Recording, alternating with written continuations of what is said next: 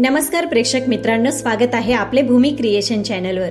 चला तर आपण आजच्या कथेला सुरुवात करूया.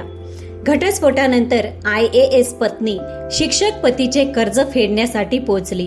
कारण जाणून प्रत्येक जण आश्चर्यचकित झाला. प्रेक्षक मित्रांनो, ही एक हृदयस्पर्शी आणि सत्य घटना आहे. नाशिक जिल्ह्यात कार्यरत असलेले एक साधे सरकारी शाळेतील शिक्षक होते, विजय पवार. त्यांच्याकडे ना मोठे पद होते ना मोठी कमाई, पण त्यांची खरी संपत्ती होती त्यांची प्रामाणिकता, साधे जीवन आणि नेहमी शांत राहणारा स्वभाव.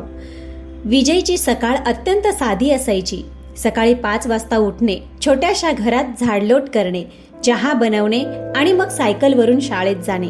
त्यांच्या घरात कोणतेही आलिशान फर्निचर नव्हते, ना भिंतींवर महागडी चित्रे होती. फक्त एक लहानशी पुस्तकांची कपाट होती, ज्यात जुनी विज्ञान आणि साहित्याची पुस्तके नीट मांडलेली होती. विजय आपल्या गावातील एका सरकारी शाळेत शिकवत होते.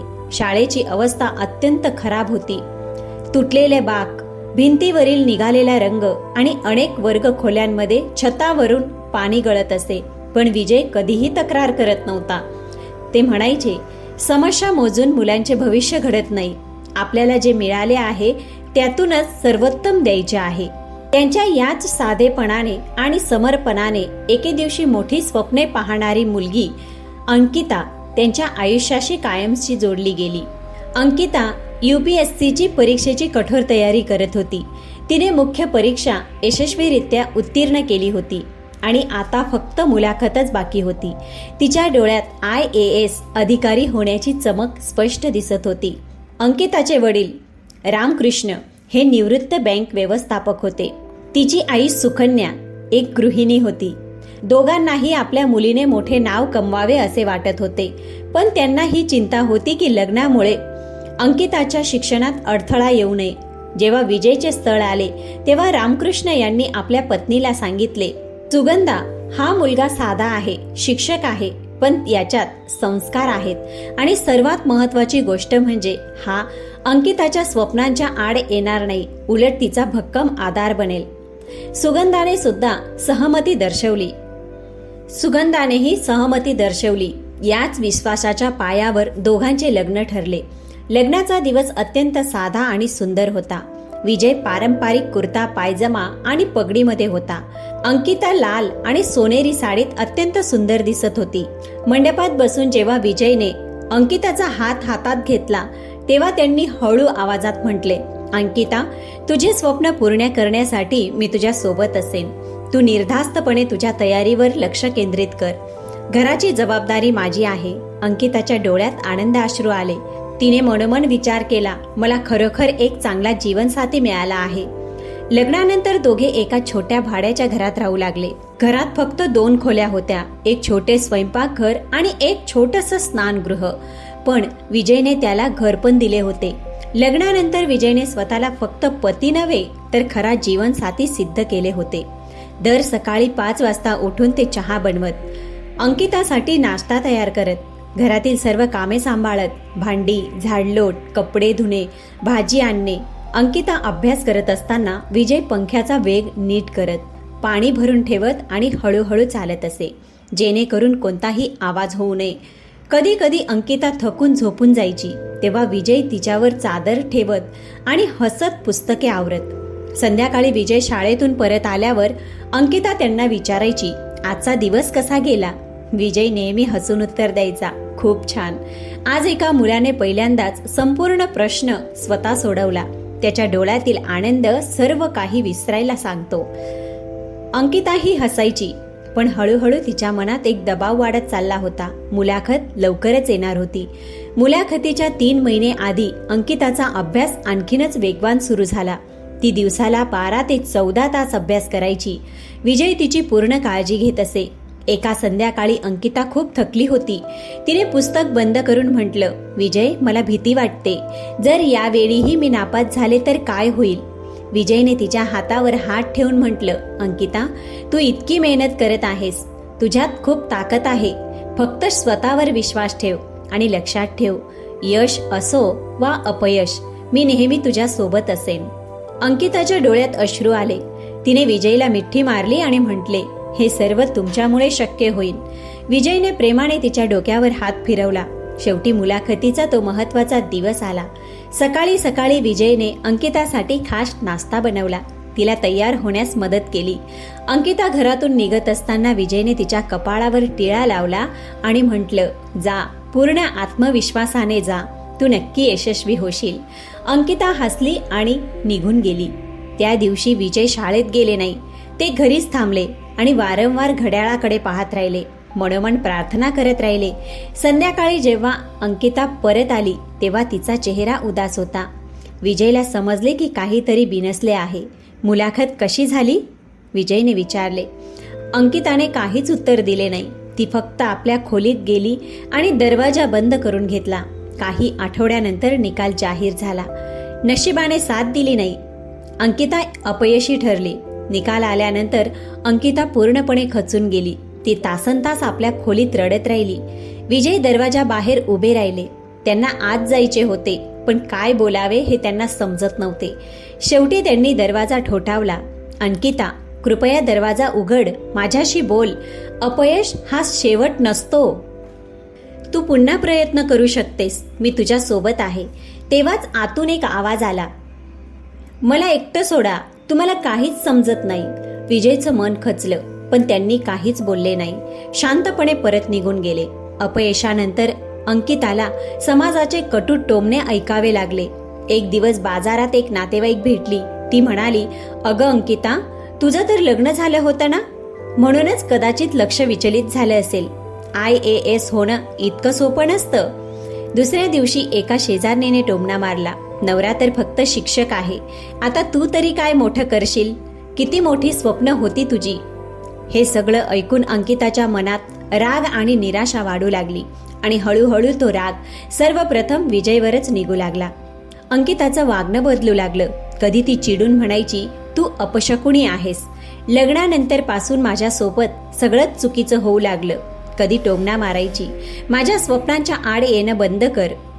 तुझ्यामुळे मी काहीच करू शकले नाही. विजय नेहमी शांत राहायचे. त्यांना चांगलं माहीत होतं की हे कटू शब्द नाहीत, तर खोल वेदना बोलत आहेत. पण हळूहळू हे अंतर आणखी वाढत गेलं. अंकिता आता विजयशी नीट बोलत नव्हती. ना ती त्याच्यासोबत चहा प्यायची, ना त्याच्यासोबत जेवण करायची. एके दिवशी विजयने प्रयत्न केला, अंकिता, आपण बाहेर फिरायला जाऊया, तुझं मन बदलून जाईल. अंकिताने कोरड्या स्वरात म्हटलं, मला कुठेही जायचं नाही. तुम्ही तुमच्या कामाशी काम ठेवा. विजयच्या डोळ्यात पाणी आलं, पण त्यांनी काहीच बोलले नाही. शांतपणे बाहेर निघून गेले. काही महिन्यानंतर एका रात्री अंकिताने स्पष्ट शब्दात सांगितलं, विजय, मला घटस्फोट हवा आहे. घटस्फोट? विजय जणू सुन्न झाला. त्यांनी हळू आवाजात विचारलं, का अंकिता? मी काय चूक केली? अंकिताने कठोर स्वरात म्हटलं, मला माझं आयुष्य नव्याने सुरू करायचं आहे. या नात्यात आता काहीच उरलेलं नाही. मला पुढे जायचं आहे. विजयच्या डोळ्यात अश्रू दाटले, पण त्यांनी अंकिताच्या डोळ्यात पाहिलं. तिथे फक्त निर्णय होता, कोणताही संदेह नव्हता. विजयने दीर्घ श्वास घेतला आणि म्हणाले, जर तुला असंच वाटत असेल की तुझा आनंद यातच आहे, तर मी तुझ्या निर्णयाचा आदर करतो. तू नेहमी आनंदी राहा. अंकिता. अंकिताला याची अपेक्षा नव्हती. तिला वाटलं होतं की विजय रडतील, विनवण्या करतील, पण विजयने फक्त एवढंच म्हटलं आणि शांत झाले. पुढच्या काही आठवड्यात घटस्फोटाची कायदेशीर प्रक्रिया सुरू झाली. विजयने कोणताही विरोध केला नाही, ना कुठलाही प्रश्न विचारला. फक्त शांतपणे प्रत्येक कागदावर सह्या करत गेला. न्यायालयात जेव्हा वकिलाने विजयला विचारलं, तुम्ही या घटस्फोटासाठी सहमत आहात का? विजयने शांत स्वरात म्हटलं, होय, मला अंकिताचा आनंद हवा आहे. अंकिताला एका क्षणासाठी विजयकडे पाहावंसं वाटलं, पण तिने स्वतःला थांबवलं. शेवटी घटस्फोट झाला. अंकिता मोठ्या शहराकडे निघून गेली आणि विजय एकटेपणाच्या शांततेत बुडून गेले. घटस्फोटानंतर विजय त्याच छोट्याशा घरात राहू लागले. घरात आता शांतता होती. ना कोणाचा आवाज, ना कोणाचं हसणं, फक्त 4 भिंती आणि आठवणी. विजय रोज सकाळी उठायचे, चहा बनवायचे, पण आता 2 कपांच्या ऐवजी 1च कप चहा बनत होता. ते शाळेत जायचे, मुलांना शिकवायचे आणि संध्याकाळी परत येऊन रिकाम्या घरात बसून राहायचे. कधी कधी ते अंकिताचा फोटो पाहायचे आणि मनात म्हणायचे, कदाचित मी तिच्यासाठी अजून काही करू शकलो असतो, पण मग ते स्वतःला समजवायचे नाही, तिचा आनंद सर्वात महत्त्वाचा आहे. जर माझ्याशिवाय ती आनंदी राहू शकत असेल तर तेच योग्य आहे. हळूहळू विजयने स्वतःला पूर्णपणे मुलांच्या शिक्षणात झोकून दिलं. ते शाळेनंतरही गरीब मुलांना मोफत शिकवणी देऊ लागले. त्यांच्यासाठी पुस्तकं, वह्या विकत घेऊ लागले. गावातील लोक त्यांना खूप मान देत होते, पण विजयच्या मनात एक पोकळी कायम होती. अंकिताने शहरात राहून दिवस रात्र पुन्हा तयारी सुरू केली. यावेळी तिने स्वतःशी वचन दिलं, मी हार मानणार नाही. काहीही झालं तरी मी IAS नक्की होईन. सकाळी 5 वाजता उठणं, रात्री 2 वाजेपर्यंत अभ्यास करणं, कोचिंग क्लासेसला जाणं, मॉक टेस्ट देणं, पुनरावलोकन करणं. अंकिताने आपली संपूर्ण ऊर्जा एका लक्ष्यावर केंद्रित केली. तिचे आईवडील तिला पूर्ण साथ देत होते, पण कधी कधी रात्री जेव्हा अंकिता एकटी असायची तेव्हा तिला विजयची आठवण यायची. तो सकाळचा चहा, ते प्रेमळ हास्य, तो शांत आवाज, अंकिता तू नक्की IAS होशील. पण मग मी स्वतःलाच झिडकारायची, नाही, आता मागे वळून पाहायचं नाही, मला मोठे व्हायचं आहे. आणि ती पुन्हा पुस्तकात बुडून जायची. शेवटी तिच्या मेहनतीला यश आलं. यावेळी ती प्रिलिम्स पास झाली, मेन्स पास झाली आणि मुलाखतीही उत्कृष्ट झाली. जेव्हा शेवटचा निकाल आला तेव्हा अंकिताचं नाव यादीत होतं. Ankita IAS all India rank. त्या दिवशी तिच्या घरात आनंदाची लाट उसळली. नातेवाईक, शेजारी, मित्र सगळे अभिनंदन करायला आले. अंकिताच्या आईने तिला मिठी मारत म्हटलं, बाळा तू करून दाखवलंस, तू सगळ्यांना चुकीचं सिद्ध केलंस.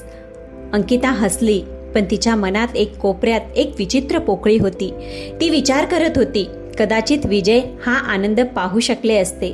पण मग तिने मान हलवली आणि स्वतःला समजवलं, नाही, हे माझं यश आहे, फक्त माझंच. अंकिताचं प्रशिक्षण महाबळेश्वरमध्ये सुरू झालं. तिथे दररोज नवीन आव्हानं होती. कठीण प्रशिक्षण, फील्ड व्हिजिट, जिल्हा अटॅचमेंट, केस कस्टडीज. अंकिताने पूर्ण मेहनतीने प्रशिक्षण पूर्ण केलं. तिचा आत्मविश्वास वाढत होता. प्रशिक्षणाच्या काळात तिची काही इतर IAS अधिकाऱ्यांची मैत्री झाली. सगळे महत्वाकांक्षी, सगळे मेहनती, सगळे स्वतःची स्वप्न जगणारे. एके दिवशी प्रशिक्षणादरम्यान एका वरिष्ठ अधिकाऱ्याने सर्वांना संबोधित करत म्हटलं, लक्षात ठेवा, तुम्ही आता फक्त एक व्यक्ती नाही, तुम्ही एक पद आहात, एक जबाबदारी आहात. लोक तुमच्यावर विश्वास ठेवतात. तुम्हाला प्रत्येक निर्णय विचारपूर्वक घ्यावा लागेल. अंकिताने हे शब्द मनापासून समजून घेतले. तिला वाटलं की आता तिचं आयुष्य पूर्णपणे बदललं आहे. प्रशिक्षण पूर्ण झाल्यानंतर पोस्टिंगची घोषणा झाली. नशिबाचा अनोखा खेळ बघा. अंकिताची पहिली पोस्टिंग नेमकी तिथेच झाली. तोच जिल्हा जिथे विजय मुलांना शिकवत असायचे. जेव्हा अंकिताने पोस्टिंगचं पत्र पाहिलं तेव्हा एका क्षणासाठी तिचं हृदय जोरात धडधडलं. नाशिकला पोहोचताच तिला लगेच विजयची आठवण आली. पण मग तिने स्वतःला सावरलं, कदाचित ते आता तिथे नसतील. किती वर्ष झालीत, कदाचित त्यांची बदली झाली असेल किंवा कदाचित त्यांनी दुसरे लग्न केले असेल. हा विचार करून तिला विचित्र वाटले, पण तिने हे विचार झटकून टाकले आणि तयारी सुरू केली. अंकिता नाशिकला पोहोचली तेव्हा स्टेशनवर जिल्ह्यातील अधिकाऱ्यांनी तिचे भव्य स्वागत केले. तिच्या गळ्यात हार घालण्यात आले, फुलांची उधळण करण्यात आली. गाडीवर तिरंगा झेंडा लावला होता आणि पोलीस एस्कॉर्ट सोबत होता. अंकिताच्या चेहऱ्यावर जबरदस्त आत्मविश्वास झळकत होता. तिच्या डोळ्यात एक वेगळीच चमक होती. ती आता IAS अंकिता होती. तिला जिल्ह्यातील शाळांच्या तपासणीची जबाबदारी सोपवण्यात आली. तसेच काही विकास प्रकल्पांची जबाबदारी सुद्धा देण्यात आली. पहिल्याच दिवशी कार्यालयात सर्व कर्मचाऱ्यांनी तिचे स्वागत केले. मॅडम, आपले स्वागत आहे. आम्ही सर्वजण आपल्या सोबत काम करण्यासाठी उत्सुक आहोत. अंकिताने हसत उत्तर दिले, धन्यवाद. मला आशा आहे की आपण सर्व मिळून हा जिल्हा अधिक चांगला बनवू. काही दिवसांनी अंकिताला शाळांच्या तपासणीचे वेळापत्रक देण्यात आले. पहिली तपासणी नेमकी त्याच शाळेची होती जिथे विजय कार्यरत होते. जेव्हा अंकिताचे शाळेचे नाव पाहिले, राजकीय उच्च माध्यमिक विद्यालय, अंकिताने शाळेचे नाव पाहिले तेव्हा तिला काही आठवले. हीच तर ती शाळा होती जिथे विजय शिकवत होते. तिचे हृदय जोराने धडधडू लागले. पण मग तिने विचार केला, 3 वर्ष झाली, कदाचित त्यांची बदली झाली असेल. तरीही तिला एक विचित्र अस्वस्थता जाणवत होती. जसेच गाडी शाळेच्या मुख्य प्रवेशद्वाराजवळ थांबली, मुले उत्साहाने कुजबुजू लागली. नवीन IAS मॅडम आल्या आहेत. बघा बघा किती स्मार्ट दिसत आहेत. शाळेचे मुख्याध्यापक आणि इतर शिक्षक दारात उभे होते अंकिताचे स्वागत करण्यासाठी. त्याच क्षणी 8वी Bच्या वर्गात विजय फळ्यापुढे मुलांना त्याच जुन्या साधेपणाने आणि आपुलकणे विज्ञान शिकवत होते, जणू काळाने काहीच बदलले नव्हते. विजय फळ्यावर एक आकृती काढत होते आणि मुलांना विचारत होते, इथे कोणता भाग सर्वात कठीण वाटतो? एक लहान मुलगा घाबरत घाबरत म्हणाला, सर हा. विजय हसत म्हणाले, घाबरू नकोस, हळूहळू समजून घे. विज्ञान असो किंवा जीवनातील कोणतीही अडचण, सगळे हळूहळू सोपे होत जाते. तेवढ्यात दारात मुख्याध्यापकांनी नम्र स्वरात म्हटले, महोदय, हे आहेत विजय पवार, आमच्या शाळेचे वरिष्ठ शिक्षक. संपूर्ण वर्ग वळून पाहू लागला. विजयने देखील मागे वळून पाहिले. दारात चमकणारा IAS बॅज, स्वच्छ साडी आणि 3 वर्षापूर्वी त्यांना सोडून गेलेली पत्नी अंकिता उभी होती. एका क्षणासाठी विजय दगडासारखे स्तब्ध झाले. त्यांचा चेहरा कठोर झाला नाही, उलट अधिक शांत झाला, जणू त्यांनी स्वतःला आतून पूर्णपणे सावरले होते. अंकिताही स्तब्ध झाली होती. तोच चेहरा, तेच डोळे, तेच शांत व्यक्तिमत्व, पण आता त्यांच्यामध्ये पदाचे अंतर होते. औपचारिकतेची एक भिंत उभी होती. अंकिताने फाईल्सकडे पाहत विचारलं, आपण विजय पवार आहात? विजयने त्यांचे जुने नम्र आणि शांत आवाजात उत्तर दिलं, हो मॅडम. हा साधा मॅडम शब्द अंकिताच्या हृदयावर जड हातोड्यासारखा आदळला. एकेकाळी हाच विजय तिला प्रेमाने अंकिता म्हणत असे. आज पदाचे अंतर आणि औपचारिकता दोन्ही त्यांच्या आवाजात स्पष्ट ऐकू येत होते. अंकिताने स्वतःला सावरले आणि म्हणाली, ठीक आहे, कृपया वर्ग सुरू ठेवा, मी तपासणी करणार आहे. विजयने मान झुकवून म्हटलं, हो मॅडम, आणि मग मुलांकडे वळून पुन्हा शिकवायला सुरुवात केली. अंकिता एका खुर्चीवर बसली आणि विजयला शिकवताना पाहू लागली. विजय अत्यंत सहजतेने शिकवत होते. त्यांच्या आवाजात संयम होता, त्यांच्या शब्दात स्पष्टता होती. मुले पूर्ण लक्ष देऊन ऐकत होते. कोणीही गोंधळ घालत नव्हतं, कुणीही बोलत नव्हतं. अंकिता पाहत होती की विजय प्रत्येक मुलाचे नाव घेऊन त्याला प्रश्न विचारत होते. चुकीचे उत्तर दिल्यावरही ते प्रेमाने समजावून सांगत होते.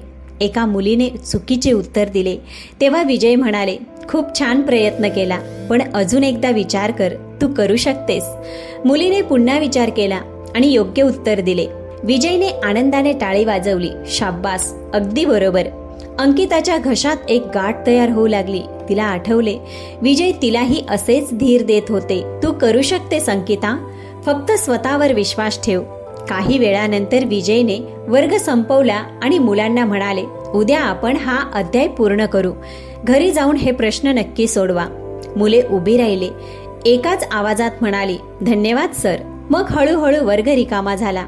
आता खोलीत फक्त अंकिता, विजय आणि मुख्याध्यापक होते. अंकिताने फाईलमधून काही नोंदवही काढल्या आणि विचारले, तुमच्या वर्गात किती मुले आहेत? विजयने शांत स्वरात सांगितलं, एकूण 48 मुलं आहेत मॅडम, पण नियमितपणे सुमारे 40 ते 42च येतात. अंकिताने नोंद केली आणि विचारले, उर्वरित मुले का येत नाही? विजय म्हणाले, काही मुले आर्थिक कारणांमुळे येऊ शकत नाही, काहींची घरे दूर आहेत, आम्ही त्यांना परत आणण्याचा प्रयत्न करत आहोत. अंकिताने विचारले, तुम्ही त्यांच्या घरी जाऊन भेटता का? विजय म्हणाले, हो मॅडम, दर महिन्याला किमान एकदा तरी जातो. अंकिता आश्चर्यचकित झाली होती. एका शिक्षकामध्ये इतकी समर्पित भावना असू शकते याचा तिने कधी विचार सुद्धा केला नव्हता. मग अंकिताने काही मुलांच्या वया तपासल्या. सर्व काही अतिशय स्वच्छ, नीटनेटके आणि व्यवस्थित होते. अंकिता म्हणाली, मुलांच्या वया खूप चांगल्या प्रकारे तपासल्या गेल्या आहेत. विजय नम्रपणे म्हणाला, धन्यवाद मॅडम, मी प्रयत्न करतो की प्रत्येक मुलाची वही काळजीपूर्वक पाहावी. अंकिताने विचारले, या वया तपासण्यासाठी तुम्ही किती वेळ देता? विजय म्हणाला, दररोज साधारण 2 ते 3 तास. शाळेनंतर घरी बसून तपासतो. अंकिताचे मन जड झाले. तिला आठवले की लग्नानंतरही विजय रोज रात्री तिच्या वया तपासत असत, पण तिने कधी त्यांचे कौतुक केले नाही, कधी धन्यवाद सुद्धा म्हटले नाही. अंकिता म्हणाली, मला काही मुलांशी बोलायचे आहे. विजय म्हणाला, हो मॅडम, नक्की. काही मुलांना बोलवण्यात आले. अंकिताने त्यांना विचारले, तुम्हाला विजय सर कसे वाटतात? एका मुलाने लगेच उत्तर दिले, मॅडम, विजय सर खूप चांगले आहेत. ते आम्हाला प्रेमाने समजावून सांगतात. दुसरे मूल म्हणाले, मॅडम, आम्हाला समजले नाही तर ते पुन्हा पुन्हा समजावून सांगतात, कधीच रागवत नाही. तिसऱ्या मुलाने धाडस करून म्हटले, मॅडम, विजय सर आमचे खरे हिरो आहेत. ते नसते तर आम्ही कधीच शिक्षण घेऊ शकलो नसतो. अंकिता क्षणभर थबकली. त्या मुलाच्या आवाजात इतका विश्वास, इतकी खोल श्रद्धा, आणि तीही तिच्या त्या अभागी पतीसाठी. अंकिताने विचारले, का? असे काय करतात विजय सर? एका मुलाने सांगितले, मॅडम, माझ्याकडे पुस्तकं नव्हती. विजय सरांनी स्वतःच्या पैशातून माझ्यासाठी पुस्तके घेतली. एका मुलाने सांगितलं, मॅडम, माझ्या घरी मला अभ्यासात मदत करणारे कोणी नाही. विजय सर शाळेनंतर मला मोफत शिकवतात. अंकिताचे डोळे भरून आले, पण तिने स्वतःला सावरलं. निरीक्षणाच्या शेवटी अंकिताने विजयला विचारलं, शाळेत कर्मचाऱ्यांची कमतरता आहे, सुविधा देखील अत्यंत मर्यादित आहे, तरी सुद्धा तुम्ही कधी तक्रार का करत नाही? विजय शांत पण ठाम आवाजात म्हणाले, मॅडम, तक्रार करण्यात वेळ वाया जातो. मुलांना शिकवल्याने त्यांचे भविष्य घडते. मला तेच करायला आवडतं. या एका वाक्याने अंकिताच्या आत काहीतरी खोलवर तुटलं. ती बाहेर निघून गेली. पण विजयला मुलांसोबत पाहून तिच्या मनात पुन्हा पुन्हा एकच प्रश्न घुमत होता, मी याच सज्जन माणसाला अभागी, अपशकुनी म्हटले होते का? त्या रात्री IAS बंगल्यात एकटी बसलेली अंकिता बराच वेळ विचार करत राहिली. बाहेरून ती कडक आणि कठोर अधिकारी वाटत होती, पण आतून ती पूर्णपणे तुटलेली व्यक्ती झाली होती. कदाचित पहिल्यांदाच तिचा अहंकार तिच्या यशापेक्षा मोठा वाटत नव्हता. ती स्वतःशी वारंवार म्हणत होती, ज्या माणसाने माझी प्रत्येक सकाळ सांभाळली, ज्याने मला प्रत्येक पावलावर धीर दिला, त्यालाच मी अपशकुनी म्हणून दूर लोटले. तिचे मन खूप जड झाले होते. श्वासही ओझ्यासारखे वाटत होते आणि मन स्वतःच्या चुकांच्या वजनाखाली हळूहळू चिरडले जात होते. दुसऱ्या दिवशी जिल्ह्याच्या मोठ्या सभागृहात शाळांच्या आढावा बैठकीचे आयोजन करण्यात आले होते. अंकिता मुख्य स्थानी बसली होती, तर विजय त्याच हॉलमध्ये शांतपणे एका कोपऱ्यात नोंदी घेत होते. अंकिताने त्यांच्याकडे पाहिलं. ते पूर्णपणे सामान्य दिसत होते, जणू त्यांच्या आयुष्यात ना कोणता IAS अधिकाऱ्याचे अस्तित्व होते, ना कोणते जुने नाते, फक्त स्वतःचे कर्तव्य आणि मुलांचे भविष्य होते. बैठकीत अंकिताने अनेक महत्त्वाच्या मुद्द्यांवर चर्चा केली. शाळांमध्ये मूलभूत सुविधांची कमतरता आहे, स्वच्छतागृहांची अवस्था खराब आहे, पिण्याच्या पाण्याची व्यवस्था नीट नाही. आपल्याला या सर्व गोष्टींकडे तातडीने लक्ष द्यावे लागेल. सर्वजण शांतपणे ऐकत होते. अंकिता पुढे म्हणाली, पण त्याचबरोबर मी हेही पाहत आहे की काही शिक्षक अत्यंत प्रामाणिकपणे काम करत आहेत. अशा शिक्षकांचा सन्मान व्हायला हवा. तिची नजर एकदा विजयकडे गेली, पण विजय डोके खालून नोंदी घेत होते. बैठक संपली. सर्व लोक बाहेर जाऊ लागले, पण अंकिताचे मन त्यांना थांबवण्यास भाग पाडत होते. विजय, 1 मिनिट थांबा, तिने मंद पण ठाम आवाजात म्हटले. विजय थांबले. हो मॅडम. अंकिताने पूर्ण औपचारिकतेने म्हटलं, कालचे निरीक्षण खूप चांगले झाले, तुम्ही उत्कृष्ट काम करत आहात. विजयने फक्त मान झुकून म्हटले, धन्यवाद मॅडम. हा क्षण अंकिताच्या मनाला खोल वर टोचून गेला. एकेकाळी हाच माणूस तिला हसून प्रत्येक अडचण समजावून सांगायचा. आज तोच फक्त एका साध्या कर्मचाऱ्यासारखा तिच्या समोर उभा होता. दुसऱ्या दिवशी अंकिताने कोणतीही पूर्वसूचना न देता विजयच्या शाळेला पुन्हा भेट दिली. शाळेबाहेर काही ग्रामीण महिला बसल्या होत्या. त्यांनी अंकिताला लगेच ओळखले. मॅडम, आत या. विजय सर वर्ग संपल्यानंतरही मुलांना मोफत शिकवतात, एका महिलेने उत्साहाने सांगितले. मोफत? अंकिता आश्चर्यचकित झाली. दुसरी महिला म्हणाली, हो मॅडम, गरीब मुलांसाठी ते स्वतःच्या खिशातून पुस्तकं आणि वह्याही आणतात. खूप मोठ्या मनाचे आणि दयाळू आहेत. अंकिता आत गेली. विजय जमिनीवर बसून 4-5 मुलांना लक्षपूर्वक शिकवत होते. त्यापैकी एका लहान मुलीने विचारले, सर, तुम्ही नसाल तर आम्ही पुढे कसे जाऊ? विजय प्रेमाने हसत म्हणाले, तुम्ही पुढे जाल तर मलाही वाटेल की मी यशस्वी झालो. अंकिताच्या घशात एक गाठ अडकली. हा तोच विजय होता ज्याला तिने अभागी म्हटलं होतं, अपशकुनी म्हटलं होतं. अतिरिक्त वर्ग संपला. मुले आनंदाने निघून गेली. विजय उठणार इतक्यात अंकिता पुढे आली. तुम्ही हे सर्व इतक्या मेहनतीने का करता? तिच्या आवाजात आता कठोरता नव्हती, फक्त अस्वस्थता आणि कुतूहलता होती. विजयने शांत पण खोल स्वरात सांगितले, कारण या मुलांना याची गरज आहे. मॅडम, माझा पगार फार जास्त नाही, पण माझा विश्वास खूप मोठा आहे. मी चांगले शिक्षण एखाद्याचे संपूर्ण नशीब बदलू शकते. अंकिताचा गळा पूर्णपणे दाटून आला. ती मनोमन इच्छा करत होती की विजय काहीतरी बोलेल, काहीतरी तक्रार करेल, किमान एकदा तरी म्हणेल की तू चुकीची होतीस. पण विजयच्या चेहऱ्यावर ना कोणता प्रश्न होता, ना कोणती खंत, फक्त तीच जुनी साधेपणा आणि शांतता. ती शांतपणे बाहेर निघून गेली. त्या दिवशी IAS बंगल्यात प्रत्येक सुविधा उपलब्ध होती. कर्मचारी, सुरक्षा, आराम, मोठे बेडरूम, अलिशान furniture, AC, LED light, LED TV. पण आतून एक विचित्र पोकळी तिला वेढून टाकत होती. अंकिताने आरशासमोर स्वतःकडे पाहिले आणि हळूच म्हणाली, विजयच्या त्या साधेपणापासून मी इतकी दूर कशी निघून आले? मी त्यांनाच दोष का दिला, जेव्हा पूर्ण चूक माझ्या घाईची आणि अधीरतेची होती. तिचे डोळे भरून आले. ती पहिल्यांदाच पूर्णपणे तुटून गेली होती. IAS झाल्याच्या आनंदाने नाही, तर इतक्या चांगल्या माणसाला कायमचे गमावल्याच्या वेदनेने तिचे विचार IAS झाल्याच्या आनंदाने नाही, तर इतक्या चांगल्या माणसाला कायमचे गमावल्याच्या वेदनेने तिने विचार केला, मी विजयशी बोलू का? मी त्यांची माफी मागू का? पण मग भीतीने तिला घेरले. नाही, ते मला कसे माफ करतील? मी त्यांना इतके दुःख दिले, त्यांना अपशकुने म्हटले, त्यांना सोडून दिले. आता मला कोणता अधिकार उरतो? संपूर्ण रात्र अंकिता कुशी बदलत राहिली. झोप तिच्या डोळ्यांपासून कितीतरी दूर होती. काही दिवसांनी जिल्ह्यात एक भव्य कार्यक्रम आयोजित करण्यात आला. सर्वोत्तम शिक्षक सन्मान समारंभ. जिल्हाधिकाऱ्यांनी घोषणा केली, नवीन IAS मॅडम स्वतः ठरवतील की यावेळी सन्मान कोणत्या शिक्षकाला द्यायचा. नावांची मोठी यादी समोर होती, डझनभर पात्र शिक्षक. पण अंकिताची नजर फक्त एका नावावर स्थिरावली, विजय पवार. तिच्या समोर विजयची संपूर्ण नोंद होती. गेल्या 3 वर्षात 100% परीक्षेचा निकाल, गरीब मुलांसाठी मोफत शिकवणी, स्वतःच्या पैशाने पुस्तके आणि वह्या खरेदी करणे, कधीही एक दिवसाची सुट्टी न घेणे, गावोगावी जाऊन मुलांना शाळेत आणणे. अंकिताने निर्णय घेतला. मोठ्या सभागृहात शेकडो लोक जमले होते. शिक्षक, अधिकारी, माध्यमे, स्थानिक नेते. मंचावर अंकिता बसली होती. तिच्यासोबत काही इतर वरिष्ठ अधिकारीही होते.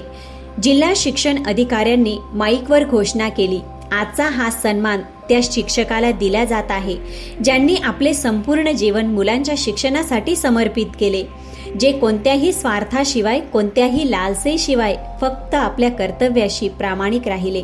हा सन्मान त्यांना दिला जात आहे. उच्च माध्यमिक विद्यालयाचे वरिष्ठ शिक्षक श्री विजय पवार यांना. टाळ्यांचा कडकडाट घुमू लागला. विजय आश्चर्यचकित झाले होते. त्यांना विश्वास बसत नव्हता. हळूहळू ते मंचाकडे चालत गेले. त्यांच्या चेहऱ्यावर नम्रता होती. कोणताही गर्व नाही, कोणताही अहंकार नाही. अंकिता उभी राहिली. तिच्या हातात शॉल, प्रशस्तीपत्र आणि ट्रॉफी होती. जेव्हा विजय मंचावर पोहोचले तेव्हा अंकिताने त्यांच्या डोळ्यात पाहिले. तिथे तीच जुनी शांतता होती, तोच साधेपणा होता. अंकिताने विजयला शॉल परिधान केली, ट्रॉफी दिली, प्रशस्तीपत्र दिले आणि मग माईकवर म्हणाली, विजय पवार यांच्यासारखे शिक्षक कोणत्याही समाजाची खरी ताकद असतात. हे ते लोक आहेत जे कोणत्याही दिखाव्याशिवाय शांतपणे आपले काम करत असतात. यांच्यासाठी मुलांचे भविष्य हेच सर्वात मोठे बक्षीस असते. मी त्यांना सलाम करते. पुन्हा टाळ्या वाजल्या. विजयने मान झुकून सर्वांचे आभार मानले. अंकिताचे हृदय जोराने धडकू लागले. तिला अजून काही बोलायचे होते, पण शब्द घशातच अडकून राहिले. कार्यक्रम संपला. विजय मंचावरून खाली उतरला. अनेक लोक त्यांचे अभिनंदन करण्यासाठी आले. अंकिता दुरून पाहत होती. तिच्या मनात होतं की ती विक्रमकडे जावं, त्याच्याशी बोलावं, पण धाडस होत नव्हतं. तेवढ्यात एका वयोवृद्ध शिक्षकाने विजयला म्हटलं, विजय भाऊ, तुम्ही खरोखर प्रेरणा आहात. तुमच्या पत्नीला देखील तुमचा खूप अभिमान वाटत असेल. विजय हसत म्हणाला, मी अविवाहित आहे सर. वृद्ध शिक्षक आश्चर्यचकित झाले. काय? पण मी ऐकलं होतं की तुमचं लग्न झालं होतं. विजय शांतपणे म्हणाला, झालं होतं सर, पण आता नाही. आणि मग त्याने विषय बदलला. हे सगळं अंकिता ऐकत होती. तिचं हृदय तुटलं. त्यांनी दुसरं लग्न केलं नव्हतं. 3 वर्ष झाली होती, पण तिचे अश्रू आवरणं कठीण झालं. त्या रात्री 3 वर्ष झाली होती. तिचे अश्रू आवरणं कठीण झालं. त्या रात्री अंकिताने एक ठाम निर्णय घेतला. मला विजयशी बोलायलाच हवं. मला माझ्या चुका मान्य करून माफी मागायलाच हवी. तो मला माफ करो किंवा ना करो, पण निदान माझ्या मनावरील ओझं तरी हलकं होईल. दुसऱ्या दिवशी सकाळी अंकिताने ड्रायव्हरला सांगितलं, राजकीय उच्च माध्यमिक विद्यालयात चला. ड्रायव्हर आश्चर्यचकित झाला. मॅडम, आज तर रविवार आहे, शाळा बंद असेल. अंकिता म्हणाली, काही हरकत नाही, चला. जेव्हा अंकिता शाळेत पोहोचली तेव्हा खरंच तिथे कुलूप लागलं होतं. पण जवळच्या एका दुकानदाराने सांगितलं, मॅडम, विजय सरांचं घर इथून अर्धा किलोमीटरवर आहे. तेच जुनं घर. अंकिता गाडीतून उतरली आणि पायी चालू लागली. थोड्या वेळाने तिला एक छोटंसं घर दिसलं. भिंती जुन्या होत्या, रंग निघाले होते, पण घर स्वच्छ आणि नीटनेटकं होतं. अंकिताने दरवाजा ठोठावला. काही वेळानंतर विजयने दरवाजा उघडला. त्याने साधे कपडे घातले होते. हातात एक पुस्तक होतं. विजयला अंकिताला पाहून आश्चर्य वाटलं. मॅडम, तुम्ही?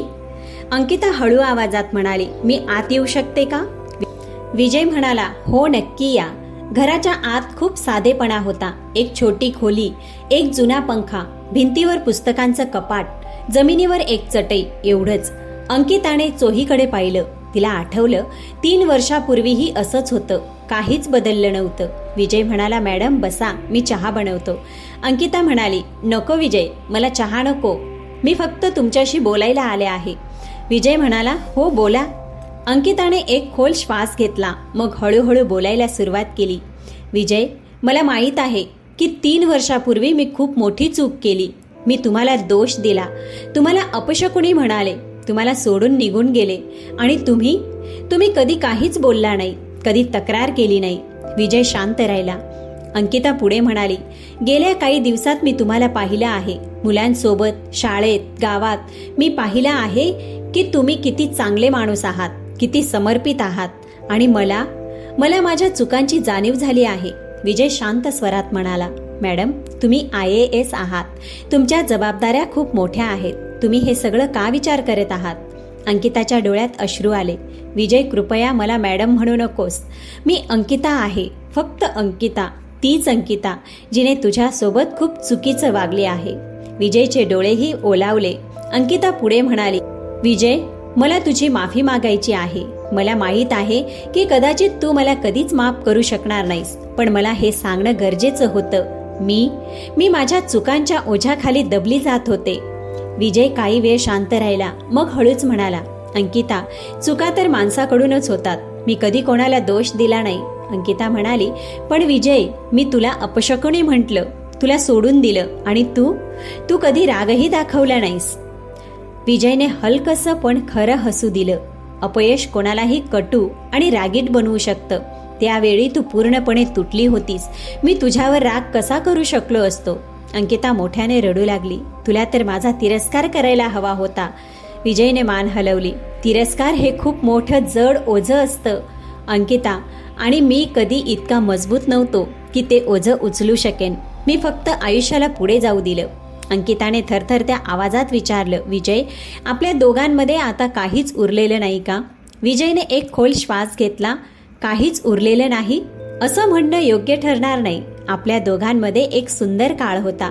खोल प्रेम होतं, सामायिक स्वप्न होती. पण आता आयुष्याने आपल्याला वेगवेगळ्या वाटांवर आणून उभं केलं आहे. अंकिता रडत म्हणाली, पण विजय, मी तुला पुन्हा गमावू इच्छित नाही. विजय म्हणाला, अंकिता, तू IAS आहेस. तुझं जग खूप विशाल आहे. मी एक साधा शिक्षक आहे. माझं जग खूप साधं आणि छोटं आहे. आपण दोघे आता खूप वेगळे आहोत. अंकिता म्हणाली, नाही विजय, आपण वेगळे नाही. मी जरी IAS झाले असले तरी माझ्या आत अजूनही तीच अंकिता आहे जी तुझ्यावर प्रेम करत होती. विजय मनापासून म्हणाला, अंकिता, मला तुला एक गोष्ट प्रामाणिकपणे सांगायची आहे. तू खूप पुढे निघून गेली आहेस. तुझ्या जबाबदाऱ्या खूप मोठ्या आहेत. मला नको आहे की माझं जुनं नातं तुझ्या आजच्या जगावर कोणत्याही ओझ्यासारखं पडावं. अंकिता म्हणाली, तू ओझं नाहीस विजय, तू माझ्या आयुष्यातील सर्वात सुंदर भाग आहेस. विजय म्हणाला, तुझे आयुष्य खूप सुंदर आहे अंकिता, ते तू पूर्णपणे जग. मी माझ्या छोट्याशा आयुष्यात खूप आनंदी आहे. असे म्हणत विजयने हळूहळू पावलं मागे टाकली. पूर्ण आदर राखून अंतर ठेवलं, पण कोणतीही तक्रार न करता अंकिता उठली. तिने विजयचे हात धरले. विजय प्लीज, मला एक संधी दे, एक शेवटची संधी. मला माझ्या चुका सुधारू दे. विजय थबकला. त्याचे हृदयही वितळू लागले होते, पण भीती वाटत होती. हे नाते पुन्हा तुटले तर, पुन्हा एखादी सावली मध्ये आली तर. अंकिताने विजयच्या डोळ्यात पाहिले आणि म्हणाली, विजय, मला माहीत आहे की मी तुझा विश्वास तोडला आहे, पण मी वचन देते, यावेळी मी कधीच तुटणार नाही. यावेळी मी तुझी साथ कधीच सोडणार नाही.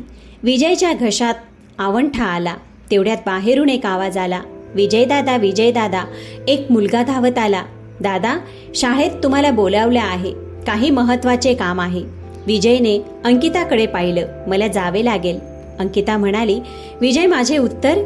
विजय हळूच म्हणाला, अंकिता, मला विचार करू दे प्लीज. आणि तो निघून गेला. अंकिता परत बंगल्यात आली, पण तिचे मन अस्वस्थ होते. विजयने काहीच सांगितले नव्हते, ना हो ना नाही. तो मला माफ करू शकेल का? तो पुन्हा मला स्वीकारेल का? संपूर्ण रात्र अंकिताला झोप आली नाही. दुसऱ्या दिवशी ऑफिसमध्ये सुद्धा तिचे लक्ष लागत नव्हते. प्रत्येक क्षणी विजयची आठवण येत होती. त्याचा शांत आवाज घुमत होता, मला विचार करू दे. बदलीची बातमी. 3 दिवसांनी अंकिताला एक धक्कादायक बातमी मिळाली. तिच्या सचिवाने सांगितले, मॅडम, विजय पवार यांची बदली झाली आहे. अंकिताचे हृदय जोरात धडधडू लागले. काय म्हणालात? सचिव म्हणाले, एका दूरच्या ग्रामीण भागात, मालवा जिल्ह्यातील सर्वात मागास क्षेत्रात. तेथील शिक्षण व्यवस्था खूप खराब आहे. कदाचित म्हणूनच त्यांना तिथे पाठवले जात आहे. अंकिता आश्चर्यचकित झाली. पण ही बदली कोणी केली? सचिव म्हणाले, जिल्हा शिक्षण अधिकारी. असे सांगितलं गेलं आहे की विजय सरांसारख्या समर्पित शिक्षकांची तिथे नितांत गरज आहे. अंकिताच्या छातीत थडथड वाढली. मी पुन्हा विजयला माझ्या डोळ्यांसमोरून दूर जाताना पाहणार नाही. माझ्या चुकांची शिक्षा विजयला भोगावी लागणार का? तिने ताबडतोब म्हटले, माझी गाडी काढा, मला विजय पवार यांना भेटायचे आहे. अंकिता लगेच विजयच्या घरी पोहोचली. दार अर्धे उघडे होते.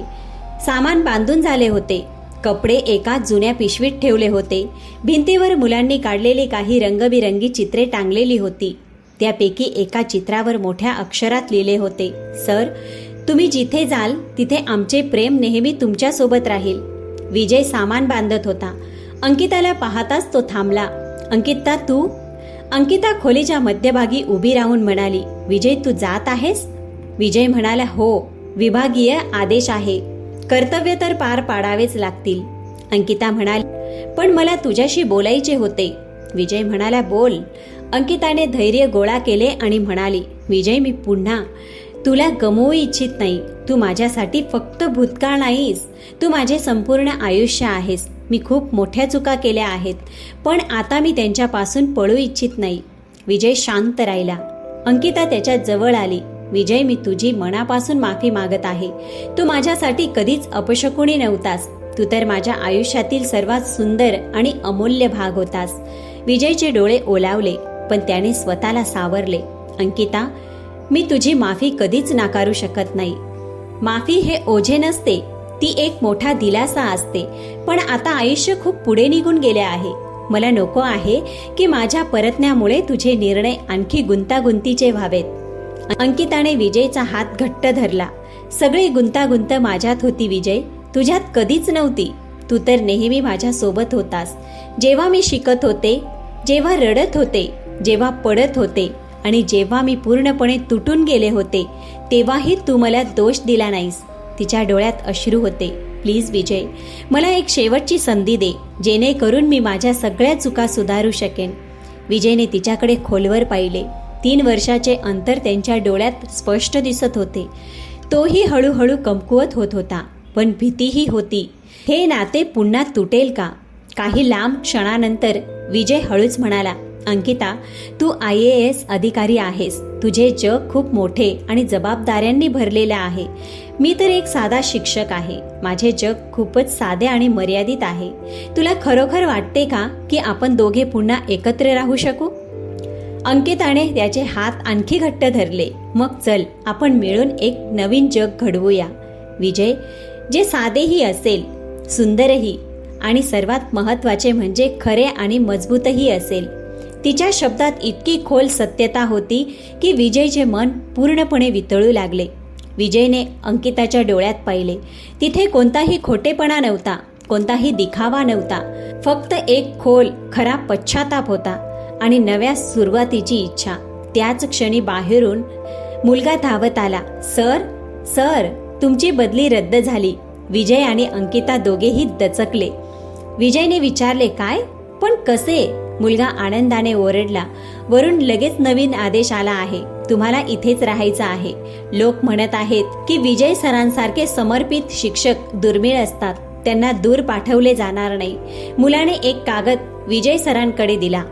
विजयने तो कागद वाचला.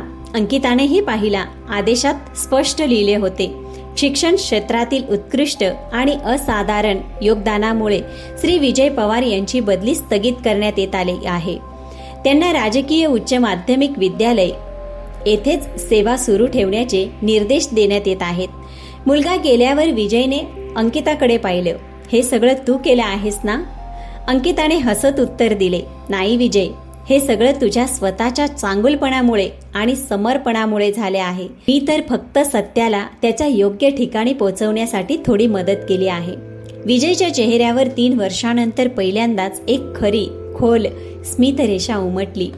तो हळूच म्हणाला, अंकिता, मी तुला खोटं बोलणार नाही. ही 3 वर्ष खूप कठीण होती. दररोज तुझी आठवण यायची. प्रत्येक संध्याकाळी रिकाम्या घरात बसून विचार करायचो, कदाचित अंकिता इथे असती. पण मी स्वतःला समजावले की कदाचित तुझा आनंद माझ्याशिवाय जास्त असेल. अंकिताच्या डोळ्यात अश्रू दाटले. विजय, मी कधीच आनंदी नव्हते. बाहेरून कितीही यशस्वी दिसत असले तरी आतून मी नेहमीच तुटलेली होते. तुझ्याशिवाय माझे यश अपूर्ण होते. विजयने तिचे अश्रू पुसले. रडू नकोस अंकिता. अंकिता म्हणाली, विजय, आपण पुन्हा एक नवीन सुरुवात करू शकतो का? वेळी विजयने मॅडम म्हटले नाही. त्याने प्रेमाने अंकिताचा हात धरला आणि म्हणाला, हो अंकिता, आपण अगदी नवीन सुरुवात करू. यावेळी ना भीती असेल, ना गैरसमज आणि ना कधी अंतर येईल. अंकिताने विजयला मिठी मारली. 3 वर्षाचे दुःख, 3 वर्षाचे अंतर, 3 वर्षाचा पश्चाताप सगळं एका क्षणात विरघळून गेलं. विजय हळूच म्हणाला, पण अंकिता, एक गोष्ट लक्षात ठेव, मी अजूनही तोच साधा शिक्षक आहे. माझं जग छोटं आहे. माझ्याकडे मोठी गाडी नाही, मोठं घर नाही. अंकिता हसत म्हणाली, आणि मला तेच हवं आहे. विजय, तुझा साधेपणा, तुझं प्रेम, तुझी साथ, बाकी सगळं व्यर्थ आहे. पुढील काही दिवसात अंकिताने आपल्या आईवडिलांना सगळं सांगितलं. सुरुवातीला तिची आई आश्चर्यचकित झाली. अंकिता, तू पुन्हा विजय सोबत? पण बाळा, तू तर घटस्फोट घेतला होता. अंकिता म्हणाली, आई, माझी चूक झाली होती. मी एका खूप चांगल्या माणसाला गमावलं होतं. पण आता मला ती चूक सुधारायची आहे. तिचे वडील श्री रामकृष्ण यांनी खोल श्वास घेतला आणि म्हणाले, बाळा, मी सुरुवातीपासूनच सांगत होतो की विजय चांगला मुलगा आहे. जर तुला वाटत असेल की तुझा आनंद त्याच्या सोबत आहे तर आम्ही तुझ्या सोबत आहोत. अंकिताच्या डोळ्यात आनंदाचे अश्रू आले. धन्यवाद बाबा, धन्यवाद आई. काही महिन्यानंतर दोघांचे पुन्हा लग्न झाले. अतिशय साधे पण मनाला स्पर्श करणारे सुंदर लग्न. यावेळी भव्य मंडप नव्हता, ना बँड बाजा, फक्त एक छोटासा समारंभ होता. कुटुंबातील काही सदस्य, शाळेतील गोड मुले आणि गावातील लोक, IAS कार्यालयातील सहकारीही आले. शाळेचे मुख्याध्यापक आणि शिक्षकही आले. गावातील महिलाही आल्या. प्रत्येक जण आनंदी होता की खरे प्रेम दीर्घ विरह आणि संघर्षानंतर पुन्हा आपले घर शोधून आले होते. जेव्हा विजयने अंकिताचा हात हातात घेतला तेव्हा तो म्हणाला, अंकिता, यावेळी मी वचन देतो की मी नेहमी तुझ्या सोबत राहीन, प्रत्येक आनंदात, प्रत्येक दुःखात. अंकिता हसत म्हणाली, आणि मी वचन देते विजय, यावेळी मी कधीच तुटणार नाही, कधीच तुझ्यावर संशय घेणार नाही, कधीच तुझी साथ सोडणार नाही. मग दोघांनी एकमेकांकडे पाहिले आणि हसले. मुलांनी टाळ्या वाजवल्या.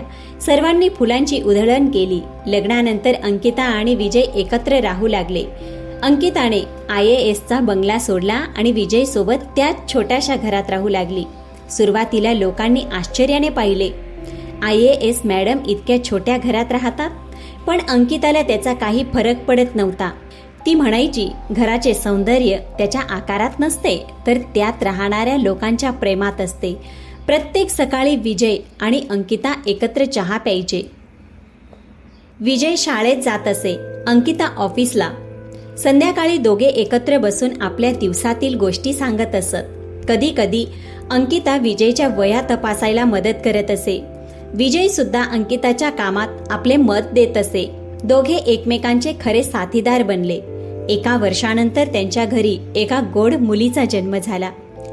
विजय तिला मांडीवर घेऊन प्रेमाने म्हणत, तुझी आई IAS आहे आणि तुझे बाबा एक साधे शिक्षक आहेत, पण आम्ही दोघेही तुझ्यावर खूप प्रेम करतो. अंकिता हसून उत्तर देत असे, आणि तू आमची गोड मुलगी, आमच्या दोन्ही जगांमधील सर्वात सुंदर भेट आहेस. विजयने मुलीचे नाव ठेवले आशा, कारण विजय म्हणाला, हे बाळ आमची नवी आशा आहे, नव्या आयुष्याची आशा.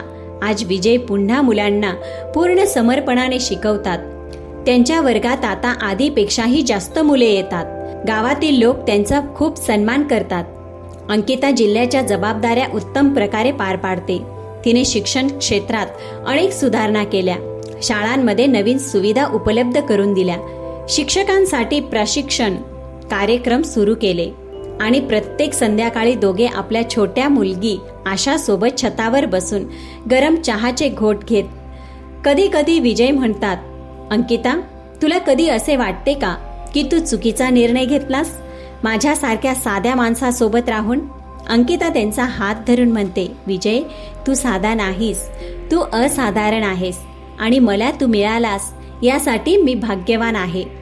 एक दिवस शाळेत एक मोठा कार्यक्रम आयोजित करण्यात आला. जिल्ह्यातील सर्व शाळांमधील मुले एकत्र जमली.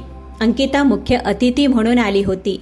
मंचावर उभी राहून ती म्हणाली, मुलांनो, आज मी तुम्हाला एक गोष्ट सांगू इच्छिते. ही माझी स्वतःची गोष्ट आहे. सर्व मुले शांतपणे ऐकू लागली. अंकिता पुढे म्हणाली, कित्येक वर्षापूर्वी मी सुद्धा तुमच्यासारखीच एक विद्यार्थिनी होते.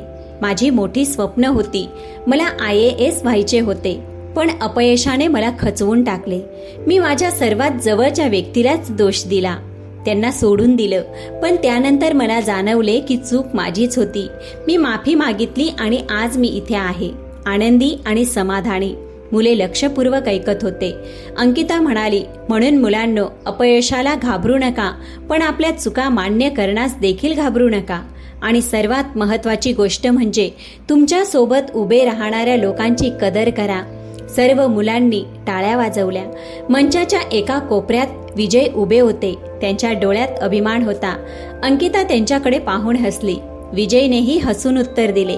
गोष्टीचा संदेश, नशिबाने त्यांना एका काळी दूर केले होते, पण खऱ्या आणि निस्वार्थ प्रेमाने त्यांना पुन्हा एकत्र आणले.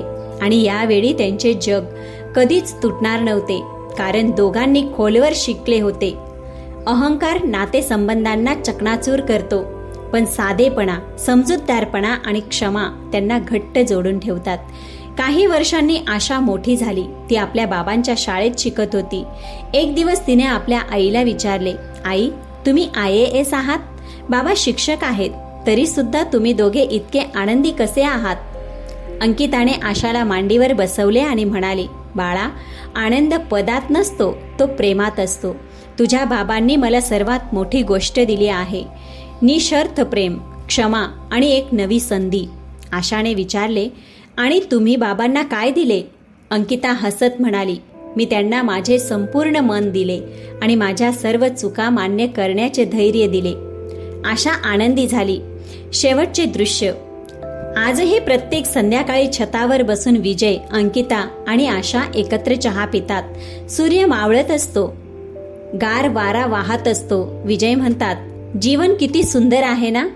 अंकिता उत्तर देते, हो विजय, आणि तुझ्यासोबत तर आणखी सुंदर. आशा मध्येच उडी मारते आणि माझ्यासोबत सर्वात जास्त सुंदर. तिघेही हसू लागतात. प्रेक्षक मित्रांनो, नाती कधी स्वतःहून तुटत नाही. आपला अहंकार त्यांना विखुरून टाकतो.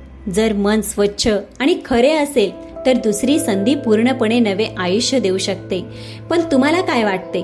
तुटलेल्या नात्यांना दुसरी संधी द्यावी का, की अंतर राखणे हाच योग्य मार्ग आहे?